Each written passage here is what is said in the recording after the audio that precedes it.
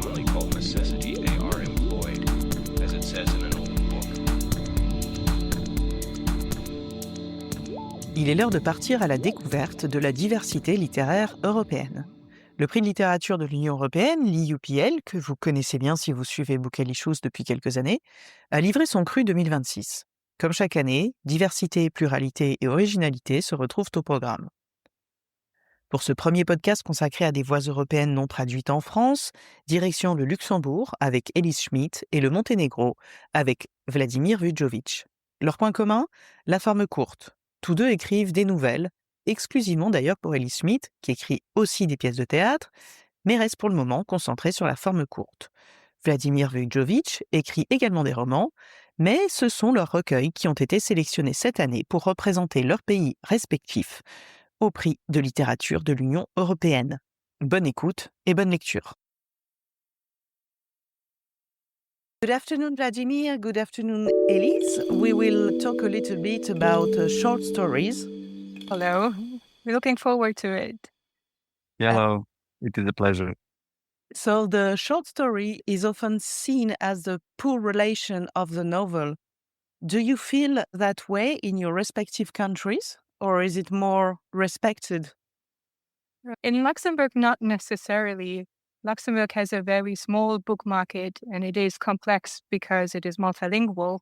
So readers who appreciate literature from Luxembourgish writers do not necessarily care about genre. But in Germany, where my book is published, the book market is very much focused on the novel, so it is difficult to be seen, to be noticed. Okay. And what about you, Vladimir? I think in Montenegro, the short story is something that for a long time has been viewed as the novel's poorer relative. So many readers see it as something I think writers do before they write a novel, as a kind of apprenticeship tool. And the novel is still here in Montenegro considered the major literary achievement. I can also speak from my personal experience because last year I published both a novel and a short story collection within a few months of each other. And for me, it was striking to see how much easier it was to attract readers to the novel. The short story collection received significant recognition, if I can say so, including a nomination and special mention from the European Union Prize for Literature, yet it still faced greater challenge in finding readers. So that experience confirmed for me that the short story continues to occupy a somewhat marginal position compared to the novel. What you say is quite similar in most of European countries, including France. Maybe the only exception is the UK and the USA, with the short story as a ultimate genre in itself. Different countries have different traditions. So that's really true for the English-speaking world, that they have a really strong tradition of short stories. Yes. I also feel that many European literatures, when it comes to short stories, are a bit derivative of the American short story that has such a strong tradition and is so important for the development of the genre. If you think of Hemingway, for example, like the German short story that was developed after the Second World War, drew very strongly on this tradition. So even if we have in certain countries, we have short stories and they are appreciated, they are still closely connected to the countries where the literatures of the countries where the short story is appreciated more. What can a short story do that a novel can't? Especially for you, Vladimir, who have published both, but also Elise, for you who have written mostly short stories and plays. I believe a short story can achieve a level of intensity that a novel, in my opinion, simply cannot. If the writer is skilled enough, every sentence in a story, every image, every detail can contribute to a single emotional effect. So the reader enters the story, experiences that effect almost without interruption, while a novel, for me, works differently. It has to create a space for development, digressions, secondary characters, often multiple storylines. So those are among its strengths, of course, but they also mean that it cannot sustain the same intensity, concentrated intensity that I mentioned from beginning to end. And we already mentioned American tradition, so probably good example for this is Edgar Allan Poe, who believed that a short story should create what he called, I believe, a unity of effect, a single emotional or psychological impact on the reader. And I think in short story that can be achieved exceptionally well, while it is much harder to achieve it in a novel. Yes, I totally agree with that. It gives me a sense of freedom to write short stories because they can be very short, right? So it can be a few words long. So in my book, there is a short story that is 8 pages long. There's also one that is 70 pages long, and they're both short stories. So I can really take the space that I need and leave the rest to somebody else. That can be a different story, and it doesn't impact the kind of book that I'm writing. And what made you feel like writing short stories, especially you, Elise, and also, of course, Vladimir, before writing novels? How did you choose this form, this genre? I'm not sure I chose it. It's just the way that I work best. I like to concentrate on topics. I like to create very dense settings. So I think it came naturally. Also, it is much easier for me to write them with the fragmented kind of everyday life that I have. I have a day job, 2.5 days a week. So it's more difficult for me to stay with one story for a long time. It's better for me to compartmentalize in a sense and to have a fragmented way of working. I always start answering these kind of questions from my experiences as a reader. So for me, whether I'm reading a novel or a short story, I approach it in much the same way. And then after that, the same is true when I write. I don't begin with a particular loyalty to one form or another. What always interests me are the story and the characters. And the form, in my opinion, should emerge from their needs rather than the other way around. And I believe we can agree that we have often read unsuccessful novels that could have been excellent short stories. Sometimes, for me, it seems that some books wasn't substantial enough to sustain the length of a novel, but the writers remained committed to the longer form for whatever reason. So at the same time, I've also come across short stories that are somehow incomplete, as though they need more space to develop. So I don't think that one form is superior, or I believe every story has its own natural length, and for the writer is important to find that proportion. And what makes you feel satisfied with the writing of a short story? Elise, you said your stories can go from 1 page to 70. When do you think, okay, it's fine for me, even if it's 1 page or 70? And also for you, Vladimir, after? To be very clear, I never say it is fine for me. I just stop at one point. So yes, it's hard to tell. I think it is when I know I cannot leave aside anything more. So as I said, I like dense settings. I don't like it when short stories say too much. Indeed, as Vladimir pointed out, you have to sustain a certain rhythm. You have to sustain a certain intensity. And as soon as I feel that I have deleted enough, then I will stop. But to be sure, if it's a compelling story, then it's done. You know, it is partly about technique, but also you have to have something to say. And when it is said... I agree totally with what Elise said, because I'm never satisfied with my writing. And I believe if in future that happens, that I'm satisfied with my novel or short story or whatever, I will probably then stop writing. So there will be no reason for me to continue if I'm satisfied.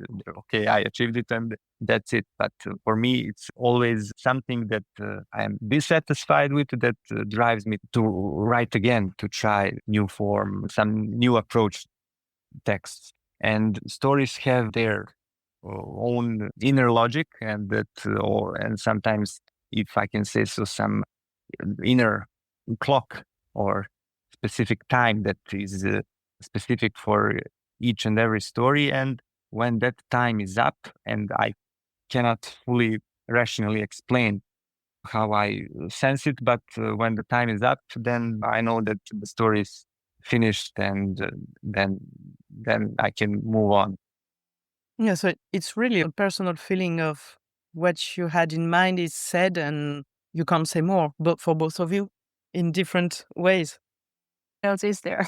There's no manual where you can look up your answer. I think in general, it's all about what you think is the result.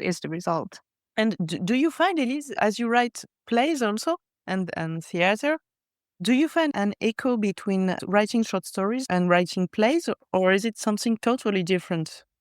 Well, of course, it's something different in the sense that the form has to be paced differently. When I write short theater, I have to think about the actors. I have to think about how long it takes on stage to say something or to do something. But there is one common point or something that helps me connect the two. That is that when you write for the theater, you have to know what your characters want. You have to be very clear about their intentions and about the intention of your story, because anything else will not work on stage. And that is something that helps me when I write short stories too. I never start from a feeling or from an impression. I always know where I'm going. I always know where I want my character or characters to end up. And so in that sense, they speak to each other, the theater and the short story. Okay, so it's very clear, because many writers say they don't really know what the characters will do, and they are kind of led by the characters, but not in your case. No, and I also don't think that is true. I think that's a nice story they make up because it sounds interesting. But I mean, most of it is work. It's some writing legends writers like to say to journalists. Exactly. That is like, there is anecdote of Lamartine, who pretended he wrote Le Lac, this famous poem, while going on a walk. And it turned out, like, when he was dead and they found his papers, it turned out it was the poem he worked on the most. So, yeah, I think this is a legend. And Vladimir, what would be the difference, or is there a difference between the preparation of short story and maybe short stories collection and the writing of a novel, or do you have the same technique, the same way of taking notes? For me, the process is quite similar. The length for me is not crucial, but the story. And if we talk about preparation or research, sometimes I spend more time researching for some of my short stories than novels. So it depends on the story. And sometimes I also spend more time working on a specific short story, even if it's just, 3 pages long, than some longer parts of my novel. There is no rule. And as Elise said, there is no manual for writing, even though today are very popular creative writing schools and courses and things like that. Really don't believe that you can teach someone how to write or say this is the best way to do it, because it's very individual. Every writer has their own voice, their own technique, and their own way to say something that will be different from another person. I really believe that. And if we start teaching and producing writers in schools, we will probably get a lot of very similar voices and similar stories. And that is not how, in my opinion, great literature appears. What do you think about this point of view, Elise? Do you have a different opinion about creative writing schools and all these training, writing courses? Oh, I'm not sure. I've never gone to any creative writing course, so I cannot really say anything about it. I think if it helps someone to go there to find their own way, then it's great. They should do it. But I totally agree with the statement that, of course, you have to find your own voice. Of course, you have to find out what it is that you want to do specifically. And in that sense, there is no manual. Only you know when the result is something that you intended to do. So in that sense, yes. History is very popular now, especially in Europe. It also comes from the US, this trend of creative writing and of creating writers.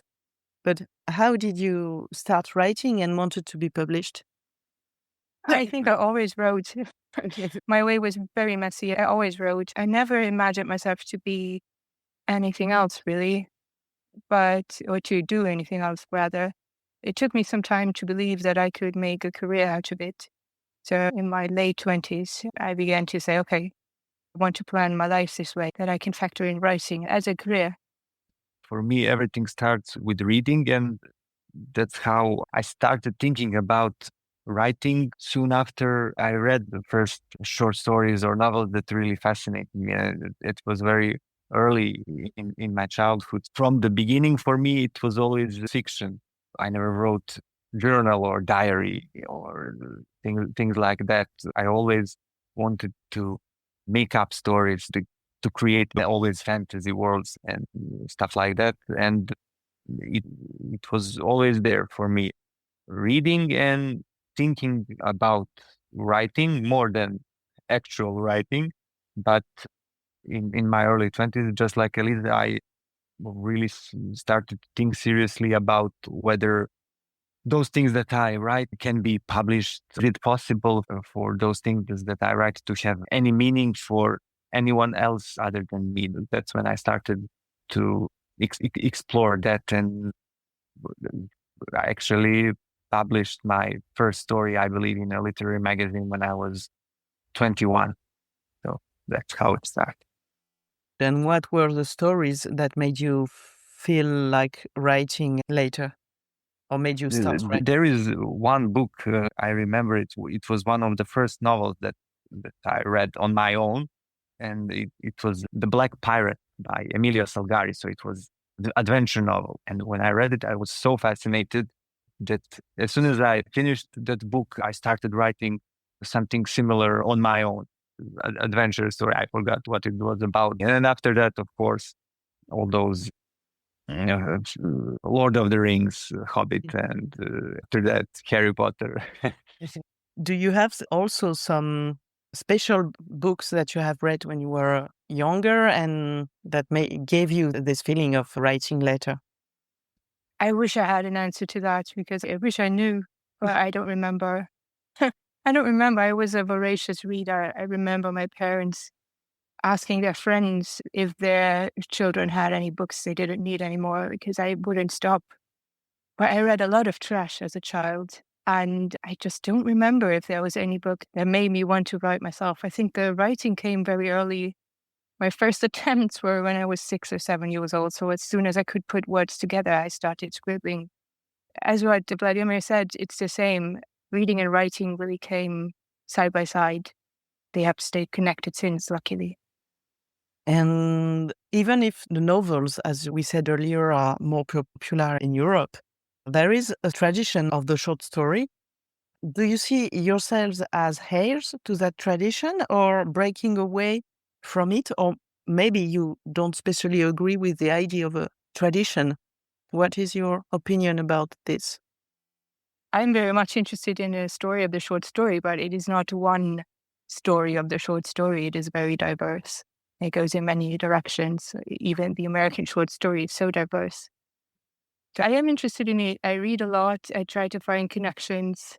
I'm happy when I find them. For example, I remember a time when I was fascinated with Dave Eggers, transformed the Hemingway's way of telling short stories. He even picked up the same settings or the same storylines and tried to imagine them in his day. And so that is something that I like to look at, but I couldn't say that I'm trying to be part of one tradition. The American short story is very important to me. I find the concept appealing to look at an individual and by that saying something about society and saying something about underlying trauma, for example. I think that still holds and it's still valid and it still works very well. But there's so many different traditions that are interesting. And so I wouldn't want to limit myself to one tradition. I hope I don't do that. And yes, I agree. I agree with Elise, and I'm very aware, and tradition is very important to me. And I believe quite early on, I became aware that whenever we write, we are in one way or another in dialogue with tradition, and we may challenge it, reinterpret it, in some cases, sometimes misunderstand it, but it's always there. And when it comes to short story, I don't think of myself as belonging just to or exclusively to European tradition. One of the things I love about the short story is that it has produced extraordinary masters across the world, and many of the writers who influenced me who are not European at all. We already mentioned the great American short story writers, but also writers from Latin America like Juan Rulfo or Ryunosuke Akutagawa from Japan. They have influenced me just as deeply as any European writer. And you were both nominated for the EUPL, the European Union Prize for Literature. What does this recognition mean to you? But also, what are the opportunities and encounters it has brought you yet? Well, we are talking now, won't we? So that wouldn't have happened without the nomination. But the situation for the short story and the book market being as it is, as we said before, I'm really grateful for any additional attention that for my book that I can get. Yes, I would also like to add that when we were in Warsaw for the award ceremony, the most memorable part for me was not the prize, but the authors' readings. There was something quite moving about hearing so many different languages gathered in one place, all in celebration of literature. Even if when you don't understand the language, you can still respond to its emotional charge, to the rhythm and musicality of the sentences. So listening to authors read their work in their own language was, for me, one of the greatest values of this prize. And did it bring proposals for foreign translations or not yet? Yes, some offers, and when that happens, any opportunity for translation is probably the most exciting aspect of literature for me. The possibility for a story written in one language to find a life in another. That's for me very, very exciting. And what about you, Elise? I haven't received any offers yet. I'm still hoping for something to happen. I hope the short stories from Luxembourg will reach France because we're not that far. Yeah, I'm hoping that too. So if you know anyone. No, but seriously. I'm hoping also. Let's go to France. As I said before, Luxembourg has a multilingual book market because it has a multilingual society. And I found it's a shame really that we produce books in one language and it's so difficult to get translations because parts of the population is just not aware of the work that the other part produces or reads and accepts. So thank you very much for this moment and this talk about literature, reading, and short stories. Well, thank you. Thank you. I really enjoyed the conversation.